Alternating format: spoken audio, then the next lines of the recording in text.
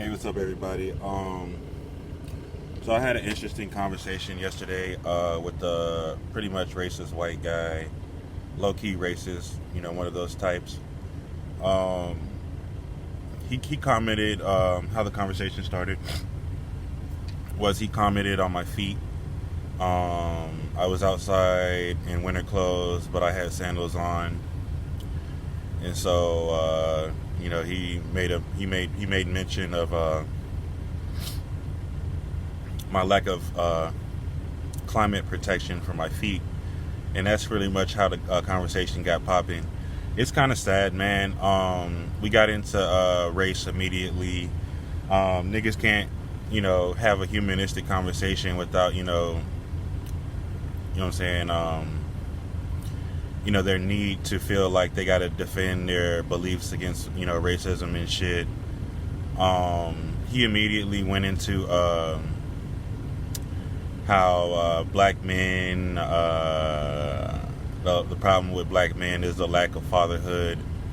I'm pretty much a dialogable person, and I kind of studied therapy, and I actually go through therapy, and that kind of helped me as far as keep maintaining interesting conversations and not letting them go dull, and actually taking the conversation to a real intimate level.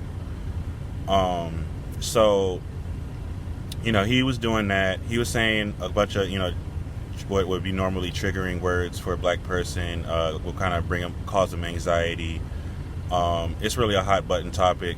Race, we don't really talk about it unless we're fighting against it. But this was like a casual conversation that started up from a nigga not having socks and shit. And so he was saying triggering words like what's wrong with the black community and stuff like that. And how it's typical that you find a lot of white, right side leaning that have a resistance against the vaccine. So of course we talked about that. I threw a couple jokes in there about because one of their fears is the fucking mandate, a fucking mandate actually itself, a mandate itself. And their fear is that that people will eventually have to be forced to take the COVID vaccine. I entertain the conversation. I don't really have opinion on it. You know what I'm saying? Like I said, I have the social skills, the communication skills to really just check myself out of a conversation, but not be affected by it. And so so he was basically afraid that a mandate was coming, and everybody was gonna have to get the shot. In his words, it was a attack on his religious freedoms. It's typical cliche shit. I've heard this so many times. I don't know what freedom has to do with wanting to added protection to your immune system, but hey, whatever floats your boat. So anyways, I made the joke of so what are you gonna do when I told him, so when are you gonna do that one day when they pull up in your house and they tell you have a seat, and they pull out the little box and it's got a little injection on it, and they tell you you're not going anywhere until we get you immunized. It was a little funny moment. He was like, it's gonna be a cold day in hell, they're gonna have to bury him and shit like that. It's gonna be a bad day for him. So anyways, needless to say, our conversation was fruitful for me. That's how I got to keep the conversation going. I'm not really just gonna let somebody say anti-democratic shit, because that's they're really itching to get a rise, and you're really barking up the wrong tree when you try to do that to me. Without saying too much, I can take it to another level, and I can make you eat your words. And so this is what he basically ended up doing. He was eating his words. He was talking about, because it was interesting how the conversation had shifted, because he was talking about, black people not having fathers and, shit like that, the crime going on to the community. I'm not stupid. He was talking about, and then he kind of said some slick shit about handouts. Yeah, he was just talking about handouts and how you need to put, basically you want to strap yourself up by the bootstraps. You want to do something, you want something, you gotta go out there and do it. Basically, ignoring how, it's really based on it's really based on the economy, how there's availability for jobs and stuff like that. It's so much, shit that requires higher thought than just going out there. So this was another basic ass nigga. I really wasn't trying to give him too much of my time, but we ended up having a good conversation, and the good conversation, and what I mean by that is these niggas would sound so lame trying to talk to somebody else. And so if you're not a professional like me, if you're not talking to a professional communicator like me, you're really not gonna I don't know. You're just gonna have the conversation is gonna go dual, but yada yada yada. He really had intentions of me leaving the rendezvous upset, with a chip on my shoulder, feeling like I got the best of, and I'm not really fazed by that. I'm saying? I'm a grown ass man. I go to therapy, working on anxiety issues and fear issues, and we're pretty much on the latter process of that, so nothing really just phases me. You know what I'm saying? So I didn't leave with a chip on my shoulder. He felt like he had to continue the conversation because I'm just too intelligent, and he had his foot in his mouth one too many times, and he really just had to save face. So that's pretty much how I feel about the conversation. So anyways, he was talking about handouts and shit, and I made mention of how this, I asked him, do you know what primary, since he made it about race, because I was just down to have a conversation about my feet and the fucking food we ate while we were at the restaurant and shit. But I asked him, you know what I'm saying, with little effort, knowing it was going to bust his bubble. I said, sir, do you know, I said, who is the primary people on food stamps, since we want to talk about race? He froze for a minute, knowing goddamn well he knew the answer, but he had to do a little Socrates pause, think about it. He told me it's whites, and he said because but it's a lot more whites. It's the ratio of the whites to blacks is a lot, and basically implying that a lot more whites are on it because the population is bigger, which is absolutely true. But yeah, after we arrived at that revelation, all the black shaming and shit stopped, and all the poor shaming stopped. He eventually told me a little about his city.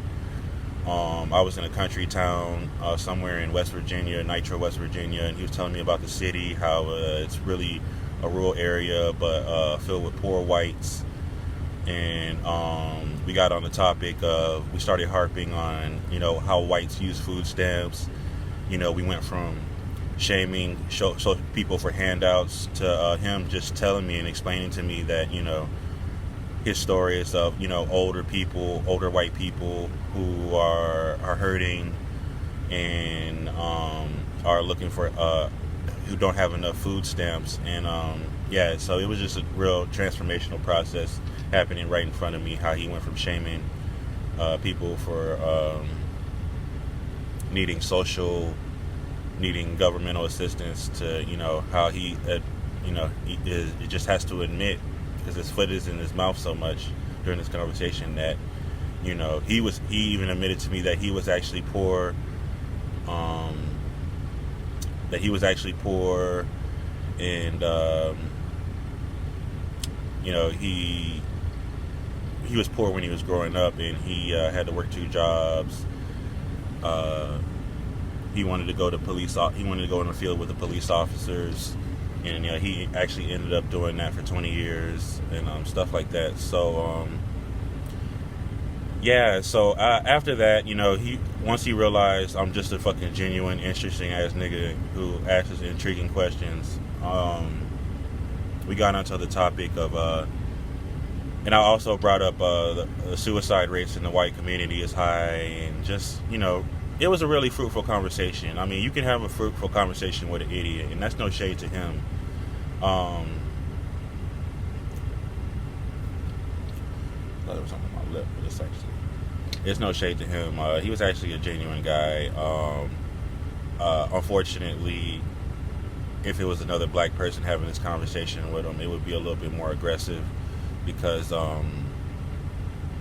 we just don't talk to white people like that. We don't let them throw sticks at stones and like that.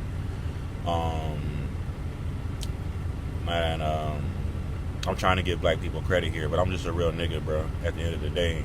And I'll make you eat the words that you're trying to trigger.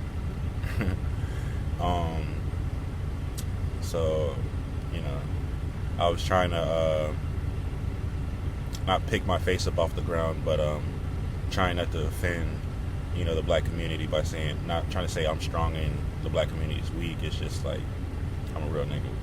I'm saying you can't really I'm intelligent. I know I read between lines. I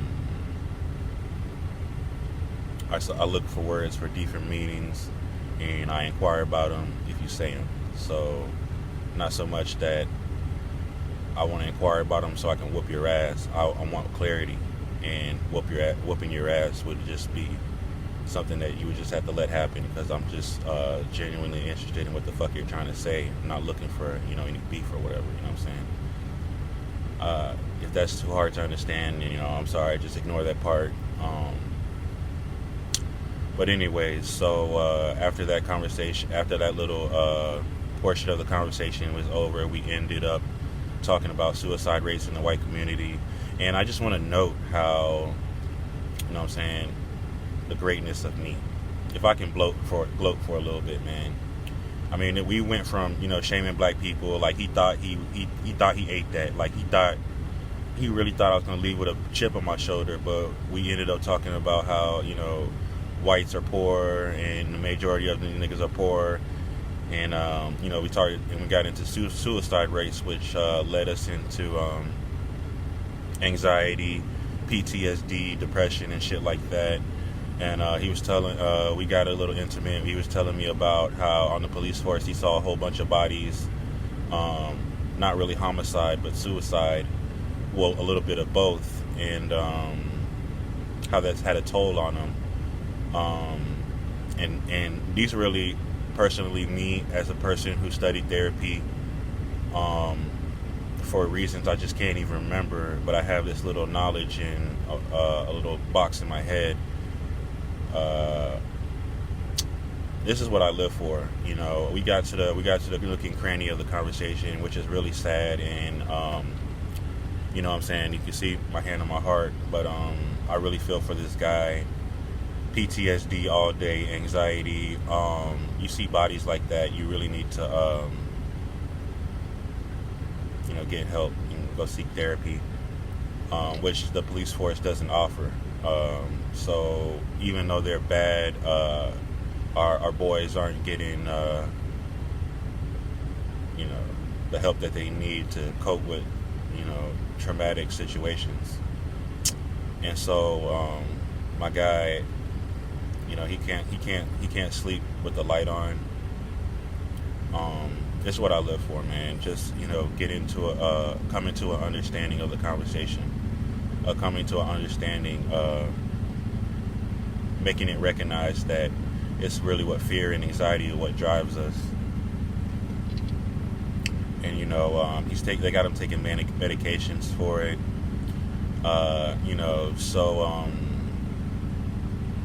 it kind of makes me feel bad.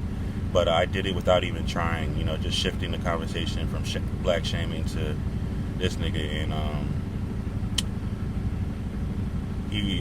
he can't sleep with the light on. He can't sleep without the light on.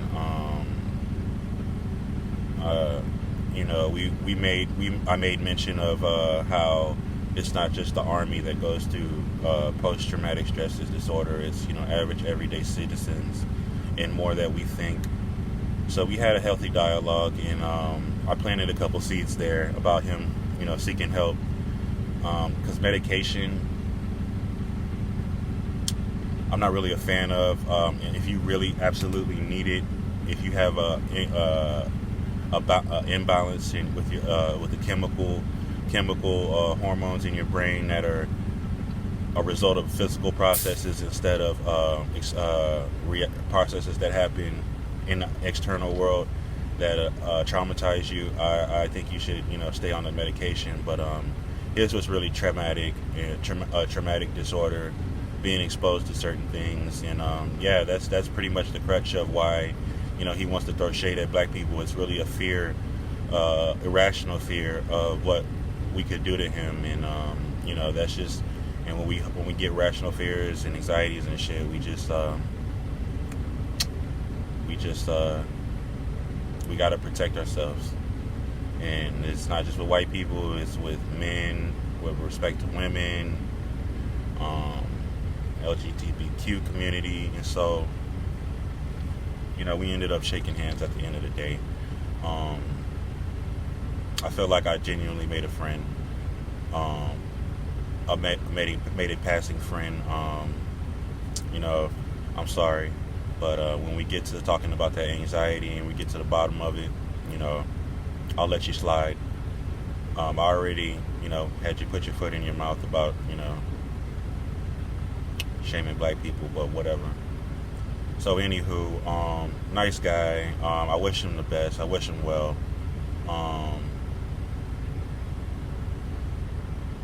I'm just glad I'm healing me. I'm glad, I had to go to therapy. My anxieties and my fears were causing antisocial behavior. And it was hindering me from making friends. I'm not talking about this guy. It's just making friends and building relationships rather. And so I had really a lot of traumatic experiences when I was a kid that that was done to me and taught by society, and I think we all do.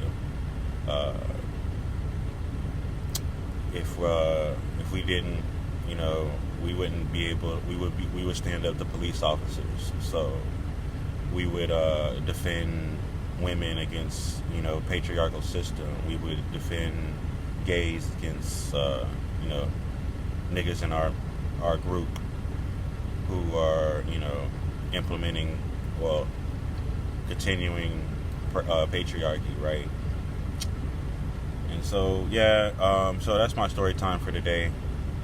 18 minutes in, it's all gravy. I'ma holler at y'all.